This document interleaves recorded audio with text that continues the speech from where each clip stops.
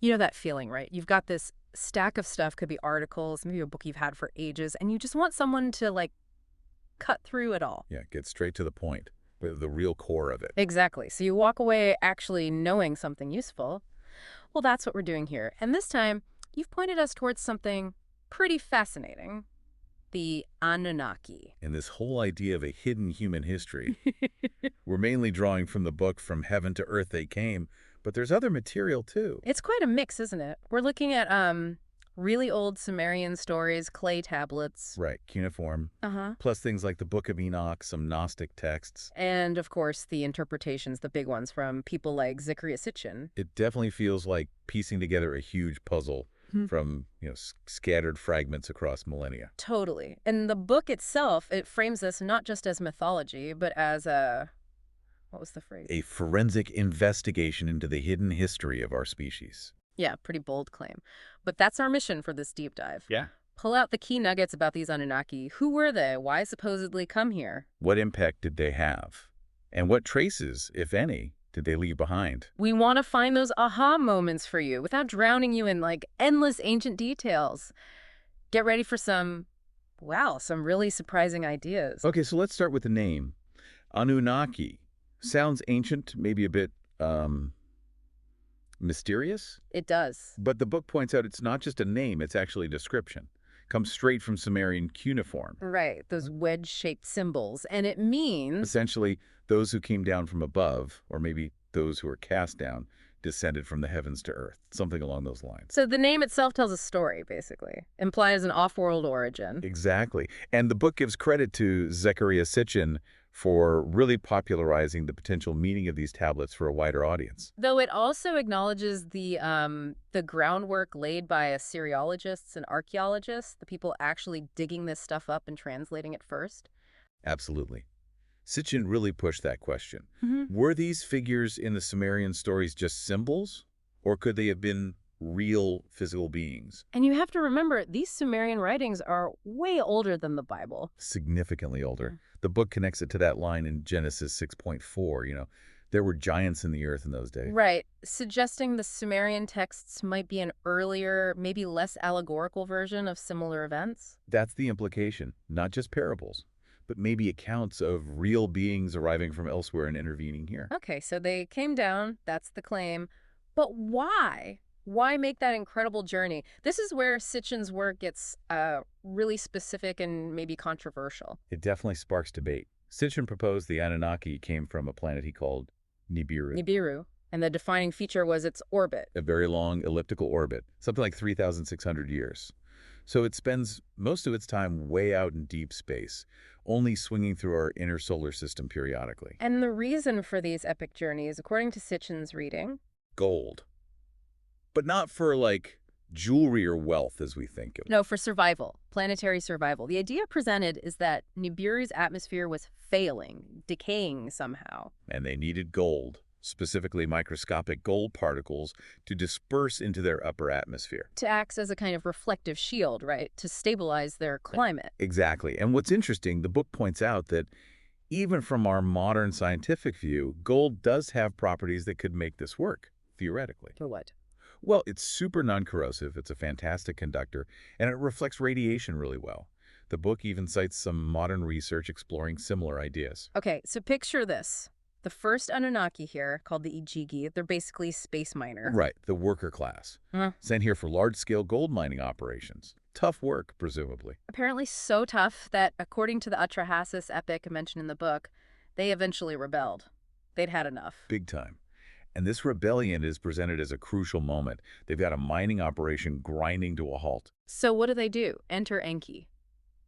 He's portrayed as the chief scientist, the brilliant one. And his solution, well, it wasn't hiring more EGG, it was genetic engineering. Create a new worker. Essentially, yes. A hybrid species. Adamu, they called them. Wow. A blend of Anunnaki, or divine, DNA, and the DNA of existing hominids already on Earth. Designed specifically for labor in the mines. So, if you follow this narrative from the ancient texts, Humanity's origin story is tied directly to a cosmic gold crisis. Wow, that's quite a shift from traditional narratives. It's a lot to wrap your head around. It really is. And the book brings in Michael Tellinger's research here, too. Ah, yes, the guy looking at those ancient stone circles and potential mine shafts in southern Africa. Exactly. He argues that these aren't just random ruins. He sees evidence of a massive, potentially pre-human mining complex. Suggesting the Anunnaki might have been operating there on a huge scale, maybe even hundreds of thousands of years ago.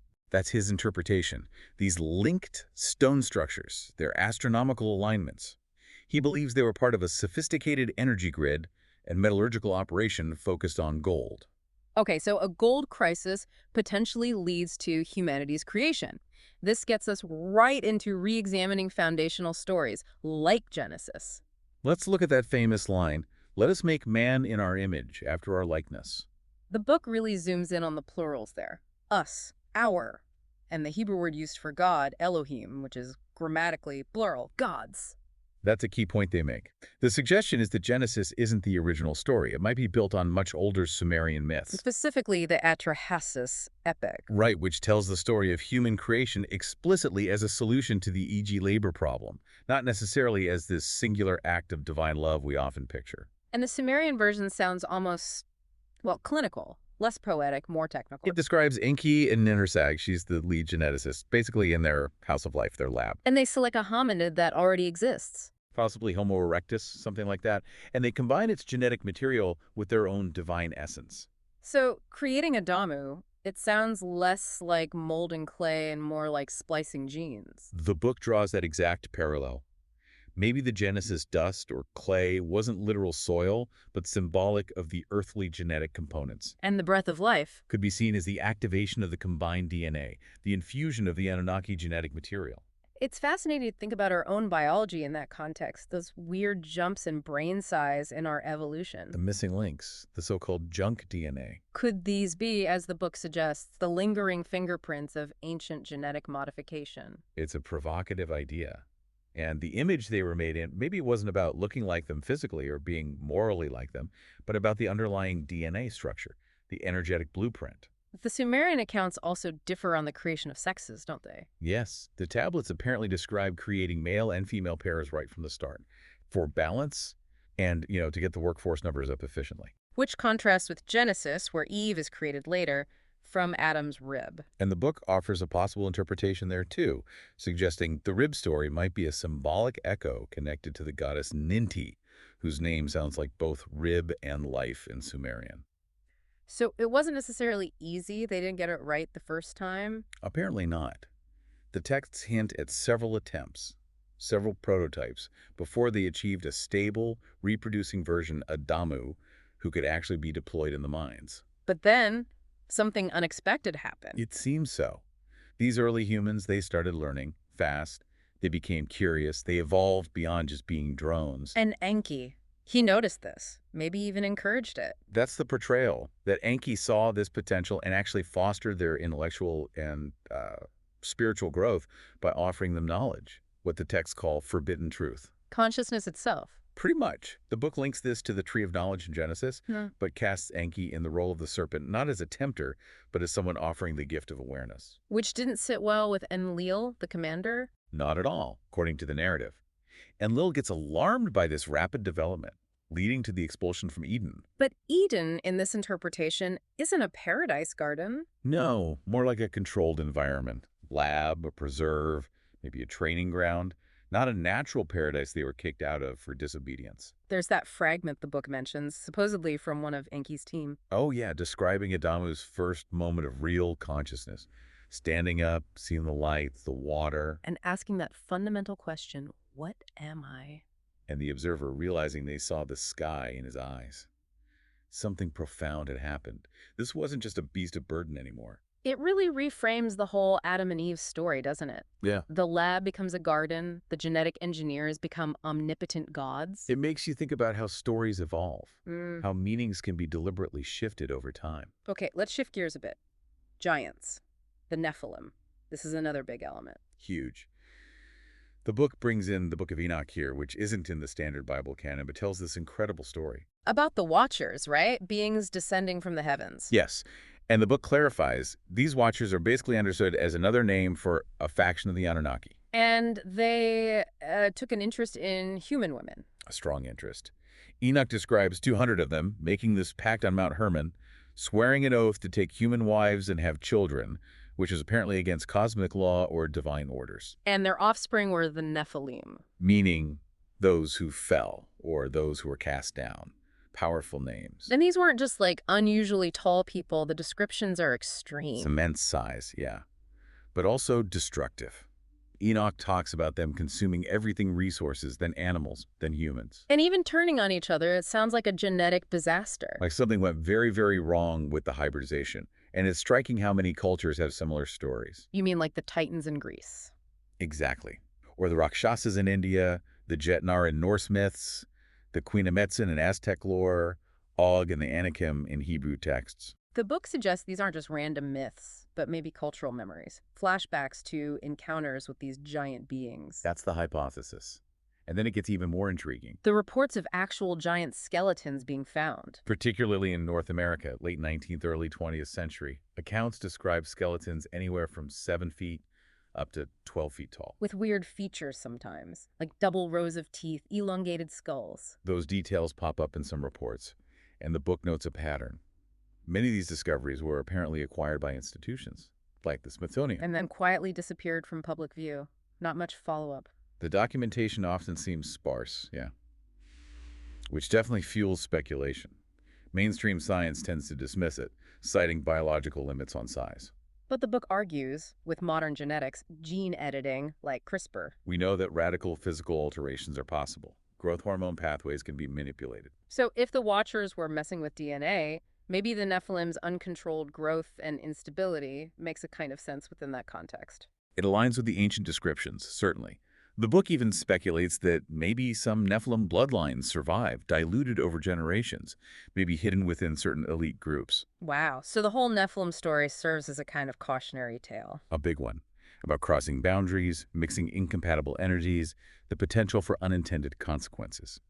Enoch also describes their eventual destruction and judgment. Okay, so we have arrival, mining, creation, rebellion, giants. What about physical structures? Where did the Anunnaki supposedly set up shop? Where did heaven touch earth? The Sumerian text suggests they weren't just camping out. They built sophisticated, purposeful cities. Like Eridu. Enki city, supposedly. It housed the Abzu, this mysterious underground water source or realm. Then there was Nippur. Enlil's command center, with the Dur and Yeah, the bond between heaven and earth. Sounds like a major communications hub, maybe navigation. and Sipar, the place of launching. Strongly suggests a spaceport, doesn't it? The Sumerian king list even says kingship descended from heaven at Sipar, linking their arrival directly to the start of human monarchy. And this building style, this knowledge, it wasn't just in Mesopotamia. Apparently not. The book points to Egypt. Early pharaohs claiming their temple designs came from the gods. Think about the precision of the Great Pyramid, the mathematics involved. Or sites like Baalbek in Lebanon, those Tralathon stones. Weighing over 1,000 tons each. No modern crane can lift them. And they show no conventional tool marks. So how? Levitation, some kind of sonic technology. The advanced tech seems like the only plausible explanation offered. Or Sacsayhuaman in Peru, the Andes. With those perfectly fitted polygonal stones, almost like they were melted together. Exactly, a technique nobody else seems to have used. And Adam's calendar back in South Africa. Possibly older than Stonehenge by millennia. A landing site. An energy node. That's the speculation. Even Mesoamerican sites like the Temple of Quetzalcoatl were engineered for acoustics, specific frequencies, precise alignments. And the alignments often point to stars, right? Orion, Sirius, the Pleiades. Yeah, across different continents, these major sites often share celestial orientations. Oh. The book suggests maybe these weren't just symbolic, but actual coordinates, like a cosmic GPS system. Maybe the Sumerian Table of Destinies was part of that? Tracking celestial movements? It could have been. It forces you to reconsider what these structures were for. Ziggurats, pyramids, stone circles. Were they just temples? Or maybe something more? Communication arrays, energy plants, navigation aids. Possibly even stargates, as some theories propose.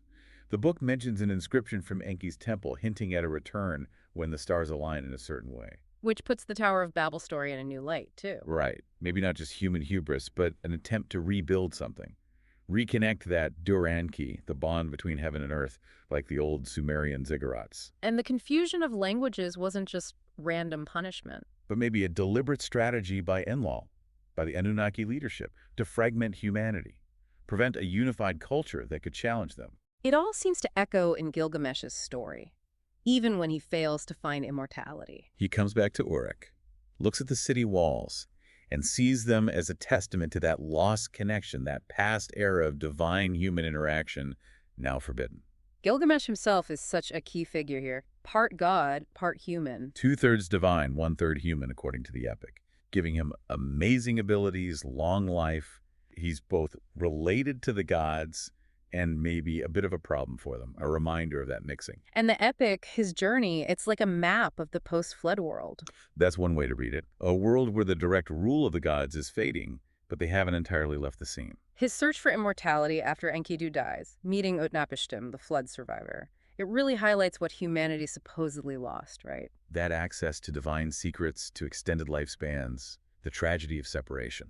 The book brings in V.S. Ferguson's perspective here, claiming these first-person memories. Yeah, she offers a very different view, describing the internal dynamics of the Anunnaki, their conflicts, but also their compassion for humans. She highlights figures like Inanna, Caught between loyalty to the gods and sympathy for humans. and that core tension between Enki, who favored humanity's evolution, and Enlil, who wanted containment. Ferguson apparently saw Gilgamesh as the last echo of this hybrid project, denied full awakening. And the structures left behind, ziggurats, vaults, ley lines, weren't just symbolic ruins. Ferguson, and the book, suggest they were active systems. Navigation, communication, energy grids. It mentions the Kailasa temple in India. Carved out of a single mountain with insane precision. Yeah, and local legends talking about gods descending in Vimana's fiery chariots. It all points to advanced tech. So when Gilgamesh returns to Uruk and sees the walls as the signature of the gods, It reinforces this idea. They withdrew, they didn't vanish, they left remnants, faded bloodlines, and this lingering memory carried by people like Gilgamesh and Inanna. Now, let's back up a bit, before the flood. There's this story of the Watchers' Rebellion. It wasn't just about taking wives. No, it was also about knowledge. These descending Anunnaki, the Watchers, started teaching humanity things. Forbidden knowledge. Things like charms, enchantments, metallurgy, warfare tactics, astrology, plant knowledge. The book suggests this wasn't inherently evil knowledge, but maybe given too soon.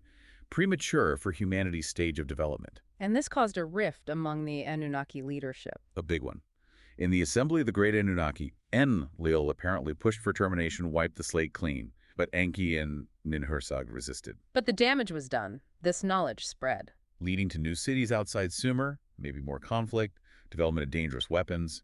The book connects this to accounts of divine warfare in texts like India's Mahabharata. And points to physical evidence, like at Mohenjo-Daro. Evidence of vitrification, melted rock, and weirdly high radiation levels, suggesting powerful, perhaps nuclear-level weapons might have been used way back then. Leading to the ultimate decision, the flood.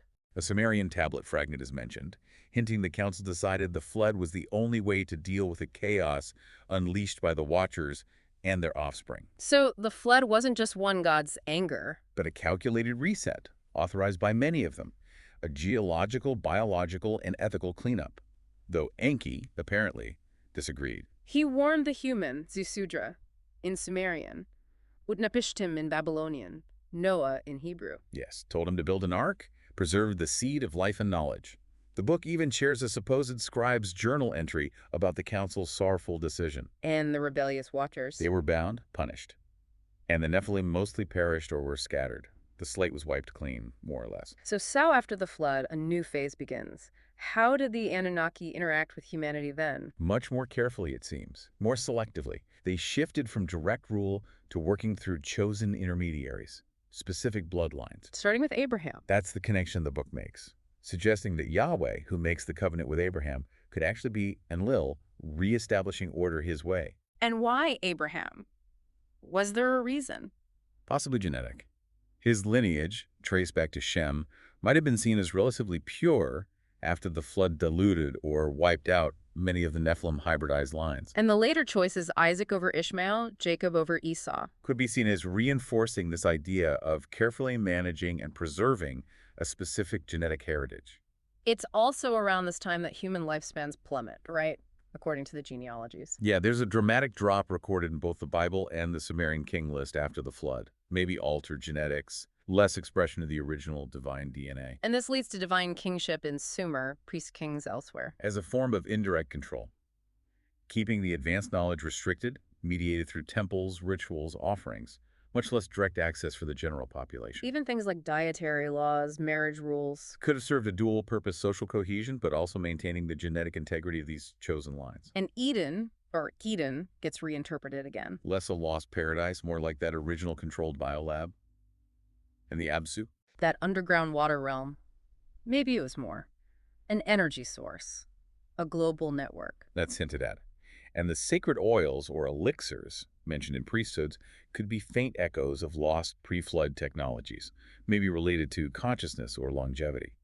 The book then makes a jump to something much more recent. The 2003 invasion of Iraq. And the looting of the National Museum in Baghdad, which held thousands of Sumerian tablets. The suggestion being, was someone looking for something specific? Ancient Anunnaki tech, knowledge, locations. Maybe entrances to the Abzu, rumored to be beneath southern Iraq, or something hidden near Inanna's temple complex in Uruk.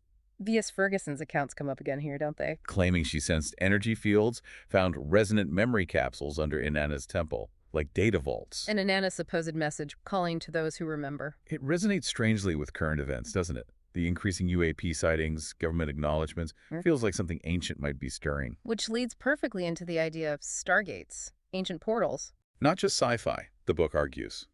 Sumerian texts mention gates of the gods, Kustitstingir, often near ziggurats, which were seen as bridges between realms. Texts like the Enuma Elish or Gilgamesh talk about gods coming down and returning to the heavens. Could these be literal descriptions? Energy gates activated by geometry, sound, specific star alignments, maybe tapping into those Abzu Earth currents. It sounds pretty out there, but the book connects it to modern physics, military research. Yeah, things like zero-point energy, field resonance manipulation, concepts being explored now that sound weirdly similar to descriptions of how these ancient technologies might have worked. There are even rumors, unverified of course, about recovered artifacts with vibrational schematics or star maps. And the idea that certain sites in Iraq are still monitored, not just for oil. But to prevent access to potentially active ancient systems, it adds another layer of intrigue. Especially the idea of Inanna's temple vaults holding frequency-sealed databanks. Responsive only to human consciousness. Opening only when our collective vibration hits the right note. That's a powerful image.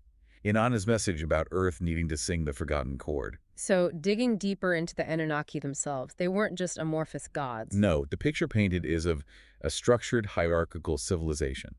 Ranks, specific jobs, planetary management, genetics, interstellar logistics. There's a clear command structure described. Anu as the overall leader, off-world.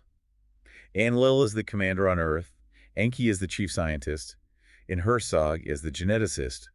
Then regional rulers like Nenar, Inanna, Utu, And the Igigi. the orbiting workforce, the ones who rebelled, sparking the need for humans. Even within the temples, there were specialized roles, healers, priests, geneticists. Temples weren't just places of worship then. Multifunctional bases, Yeah. administration, communication, maybe frequency manipulation, energy work. And their tech. Beyond portals, what else is described? Skyboats, celestial chariots, maybe powered by stones that sing, piezoelectric crystals, resonant devices, shining eyes upon the towers, sensors, beacons, long-range comms.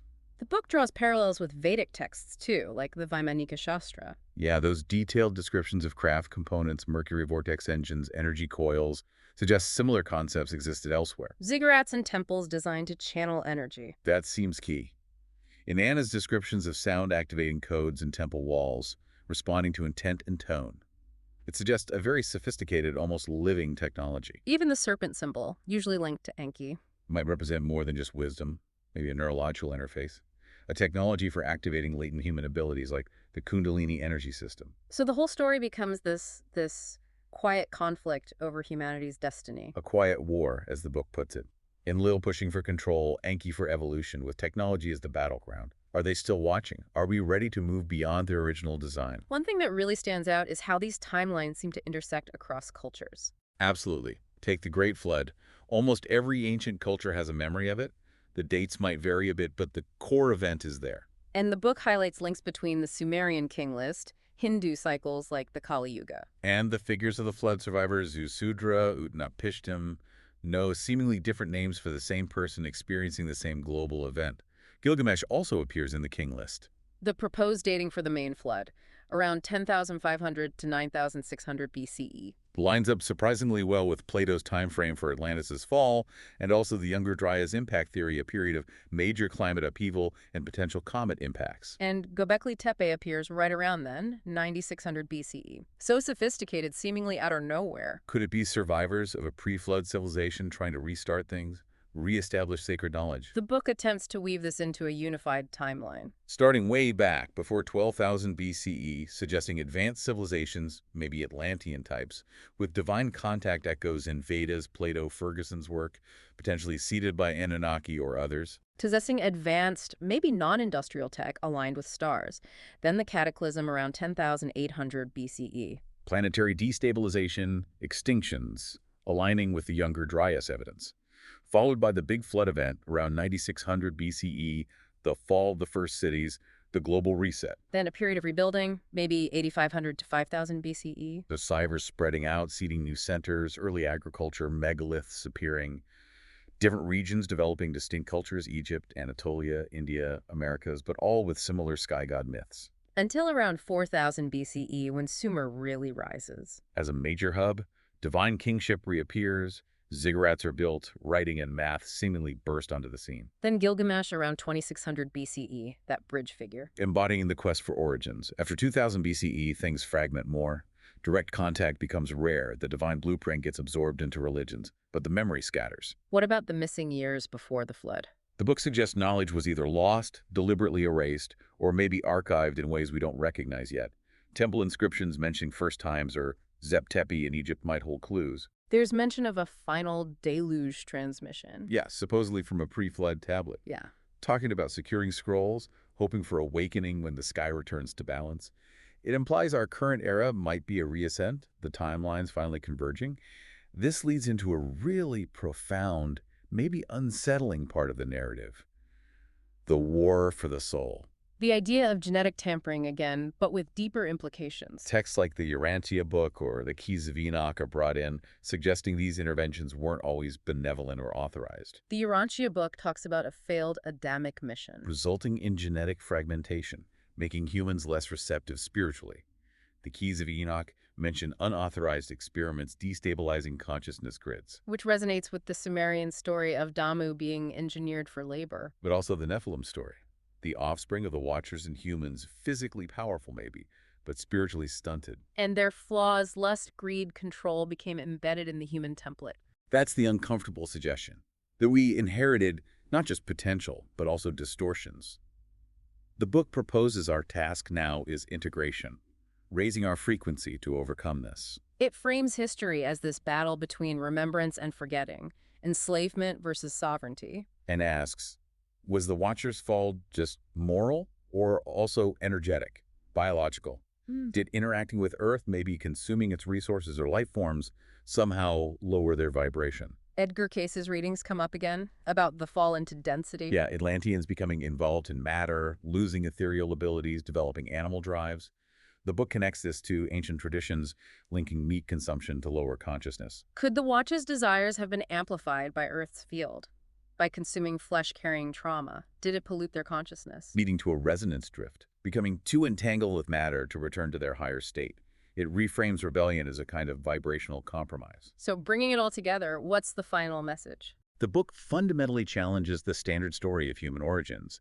It argues the Adamic line started as a genetic project in Mesopotamia. Enki and Ninhursag, primate DNA, non-human intelligence, the goal being labor. But Enki added that spark, curiosity, the potential for awakening, maybe without full authorization. The flood becomes containment for the resulting chaos. The gods withdraw, knowledge fragments. Symbols get reinterpreted. The serpent is Enki's faction, knowledge. Eden is the lab. The flood is a reset. And the god of the Old Testament aligns more with Enlil, making his commands seem more like administrative decisions. Tactical choices within an interstellar context, not necessarily universal spiritual law from the ultimate source, which doesn't negate spirituality. But helps differentiate the Anunnaki players from a concept like Brahman or the unknowable creator. Exactly. And it allows for other interventions, avatars, prophets, beings of light trying to correct the course, reignite the spark. Leaving us with the big questions. Are they returning? The UAP phenomenon. Or is the return internal? Is humanity awakening to become their return, in a way? That final message from Inanna's temple. That humanity was made to surpass the Anunnaki, carrying an older spark, acting as a bridge. It speaks to that feeling many have now, that stirring of ancient memory, a cellular echo. We inherit this legacy from Gilgamesh, from Akhenaten. We're not just the side project, but a continuation, maybe even a correction of their path. The codes for awakening were left inside us, in our DNA in these sacred sites.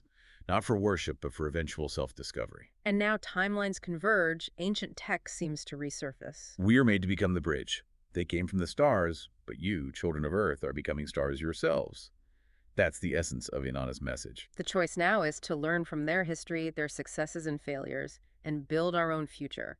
The stars are waiting. Will we match our tech brilliance with spiritual wisdom? That's the ultimate test. The book also briefly links this to the secret teachings of the Torah. Suggesting the Torah might be a kind of coded, redeemed version of the Anunnaki story, focused on soul evolution. Two layers of meaning, literal history and spiritual allegory. And the even bigger idea, where the Anunnaki themselves just unknowing players in a grander cosmic script. The Urantia book, Keys of Enoch, provide that wider context. Then there's Joshua David Stone's perspective. Linking the Anunnaki to Sirius, a mission of light, vibrational upliftment, the Enu as their descendants, stewards connected to the Melchizedek order. His view: their intent was light, their tools vibrational, their fall led to our fragmentation, but the legacy awaits activation. Leaving us with that final massive question. Can we, humanity, finish what they started but couldn't complete? Restore divine order for Earth and maybe for the whole cosmos?